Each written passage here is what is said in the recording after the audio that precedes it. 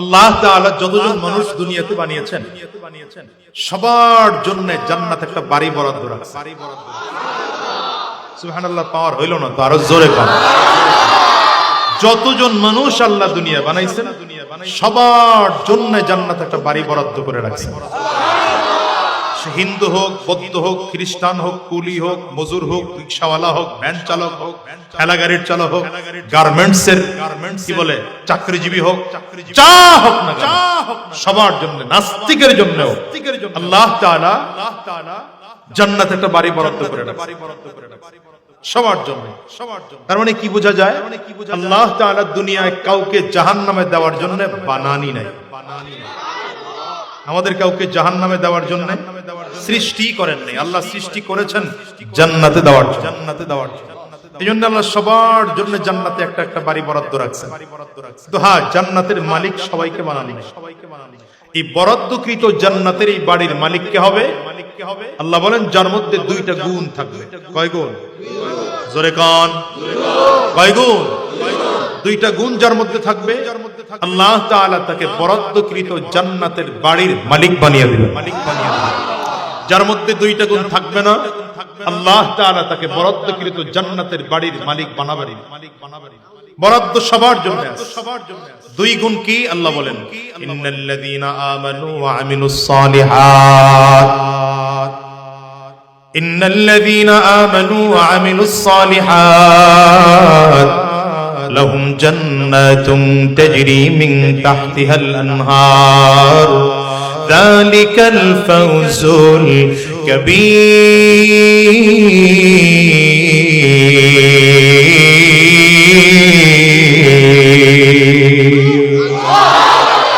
আল্লাহ তাআলা বলেন গোলাম জান্নাতের মালিক কে হবে জানো? যেই বান্দার মধ্যে দুই গুণ থাকবে আল্লাহ বলেন আমি আল্লাহ তাকে জান্নাতের বাড়ির মালিক বানিয়ে দেব। এর মধ্যে এক নম্বর গুণ হলো ঈমান। বলেন এক নম্বর গুণ কি? দ্বিতীয় নম্বর গুণ হলো নেক আমল। এই দুইটা গুণ যার মধ্যে থাকবে আল্লাহ বলেন আমি আল্লাহ জান্নাতের মালিক তারে বানায়া দিলাম। এই বাংলাদেশ থেকে আপনি বিশ্বের যেই দেশে যেতে যাবেন সেই দেশে যেতে হলে আপনাকে ওই দেশের সরকার দুইটা জিনিস চাবে। এক নম্বর আপনার পাসপোর্ট আছে কিনা, অরিজিনাল কিনা। দ্বিতীয় নম্বর আপনার ব্যাংক স্টেটমেন্ট কেমন সেটাও দেখবে। পাসপোর্ট যদি অরিজিনাল হয়, ব্যাংক স্টেটমেন্ট যদি ক্লিয়ার হয়, তাইলে যেই দেশের ভিসা আপনি চাইলেন সেই দেশের সরকার আপনাকে ভিসা দিবে। আল্লাহ বলেন গোলাম তোমার জান্নাতে আসার জন্য এক নম্বর ঈমান নামের নির্ভেজাল পাসপোর্ট লাগবে, দ্বিতীয় নম্বর নেক আমল নামের ব্যাংক স্টেটমেন্ট লাগবে। দুটো ক্লিয়ার যদি করতে পারো গোলাম রে আমি আল্লাহ তোমারে জান্নাতের মালিক বানায়া দিলাম। ঈমান কাকে বলে? সহজ হিসাব। নবীজি যা জমিনে নিয়ে আসছেন, নবীজি যা দুনিয়ায় নিয়ে আসছেন সবগুলোকে দিল থেকে মেনে নেওয়া, জবানে স্বীকারোক্তি দেওয়া, কাজে পরিণত করার নাম হলো ঈমান। তার মানে কয়টা জিনিসের সমন্বয়? কয়টা? দেখছেন জোরে কয় না? কয়টা? দিল থেকে বিশ্বাস, জবানে স্বীকার করা, আর কাজে, এই তিনটা জিনিসের সমন্বয়ের নাম হচ্ছে ঈমান। কথা কয় না?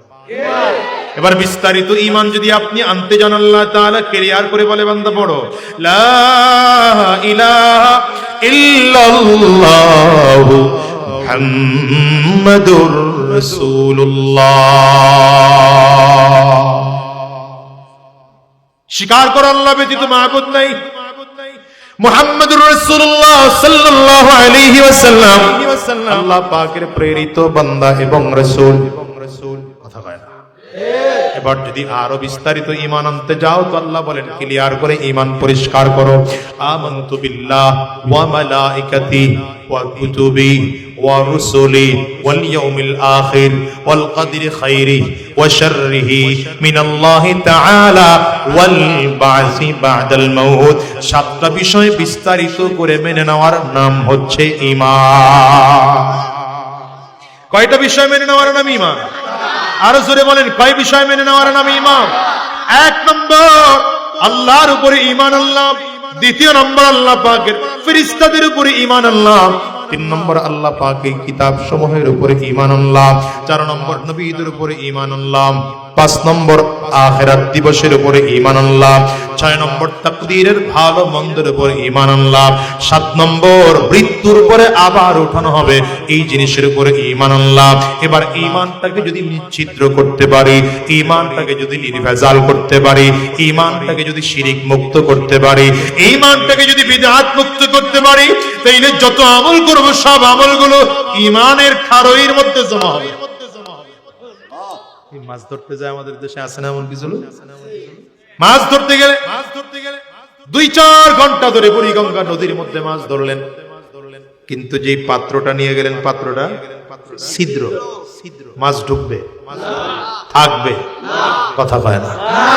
নদীর পাড়ে পানি আনতে গেলেন, অনেক বড় কলস নিয়ে গেলেন, অথবা বাসার উপরে টাঙ্কি বানাইলেন, মোটর দিয়ে 4-5 ঘন্টা ধরে পানি উঠাইতেছেন, কিন্তু টাঙ্কির নিচে একটা ছিদ্র আছে, খেয়াল করেন নাই, বন্ধ করেন নাই, কতক্ষণ থাকবে পানি? কথা কয় না তো। ঈমান যদি নিশ্চিদ্র না হয়, ঈমান যদি নির্ভেজাল না হয়, বলে ওই ঈমান ওখানে আমল গিয়া জমে না। ওখানে আমল গিয়া 1 নম্বর তৈলে ঈমান লাগবে নিশ্চিদ্র, নির্ভেজাল। যে ঈমানের মধ্যে কোনো ভেজাল থাকতে পারবে না। ঈমানের মধ্যে কি থাকতে পারবে না? শিরক মুক্ত ঈমান, বিদআত মুক্ত ঈমান। আমাদের দেশে ঈমানও আনে, আবার পীরের দরবারেও যায়। আমি হাক্কানি পীরদের বিরুদ্ধে কই নাই, ভণ্ডের দরবারে যায়। ঈমানও আনছে আবার বাবার দরবারে, গরু, মহিষ, ভেড়া, শিয়াল, শুয়োর, কুত্তা, বানর, বিলাই, ইঁদুর, পাতি, শ্রীগাল, টিকটিকি, তেলাপোকা মান্যত করে। আমার কথা কয় না, আছে না নাই? হ্যাঁ, এদের ঈমান আছে না ঈমানে ভেজাল লাগছে? ঈমানে ভেজাল হয়ে গেছে, ঈমান ছিদ্র হয়ে গেছে। এই ঈমান দিয়ে লাভ নাই। ঈমান লাগবে নিশ্চিদ্র ঈমান। এই ঈমানটা নিশ্চিদ্র হওয়ার পরে দ্বিতীয় নম্বর কাজ নেক আমল। নেক আমল কাকে বলে সহজ বুঝেন। নবীজি যা জমিনে করতে বলেছেন সেগুলো করা, যা থেকে নিষেধ করেছেন সেগুলো থেকে বিরত থাকার নাম হচ্ছে নেক আমল। কথা বলেন, নবীজি যা করতে বলেছেন এগুলো করা, যা করতে নিষেধ করেছেন এগুলো থেকে বিরত থাকার নাম হচ্ছে। এই নেক আমল আর ঈমান দুটো যদি ক্লিয়ার হয়, আল্লাহ বলেন জান্নাতি।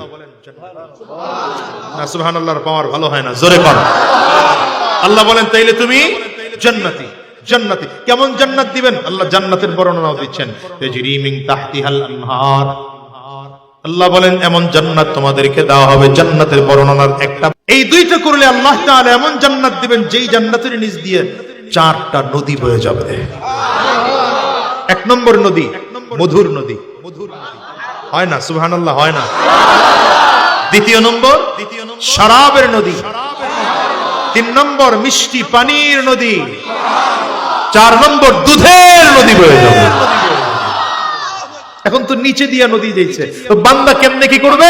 আল্লাহ বলেন মা তাশতাহি আনফুসুকুম, যখন তোমার যেটা পান করতে মনে চাবে আমি আল্লাহ সেটার ব্যবস্থা তোমারে করে দেব।